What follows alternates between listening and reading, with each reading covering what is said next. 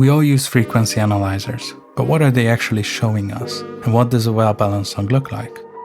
A general advice is that a balanced song should have a relatively even distribution of frequencies across the entire spectrum, with some roll-off above 10K.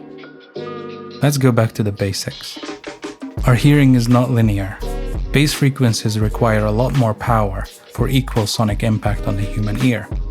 This means that on a frequency analyzer, the bass should look significantly louder than the higher frequencies for us to perceive it at a similar volume.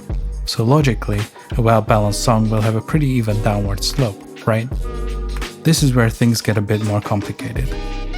This is the frequency response of the song ABCDEFU by Gale, which has been beautifully mastered. And when the analyzer is calibrated to show the flat response, then a well-balanced song such as this one will in fact look like it's kind of going downwards in power, which we hear as an even representation of sound. So far so good. However, frequency analyzers can actually be calibrated in several different ways, and very few are calibrated to be flat by default. To help us make better EQ decisions, manufacturers started tilting the calibration to closer match what we are hearing. The standard for a long time was the plus 3 dB tilt, which matches the shape of a pink noise wave perfectly. If I play a pink noise wave with my analyzer set to a 3 dB tilt, it's a perfectly flat line.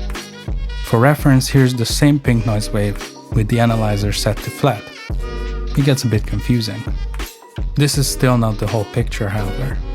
Most modern analyzers are now set to an even steeper 4.5 dB tilt. This 4.5 dB tilt actually aligns with our hearing quite well, so when I go back to the Gale chart from the beginning with this setting, it actually looks relatively even across the board, which is what we generally want.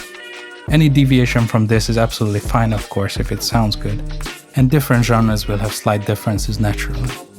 It's also important to note that bass-heavy genres are more popular, and the amount of bass that we have in our music now is significantly more than what it was 20 or 30 years ago, so this could also contribute to the need for a steeper slope.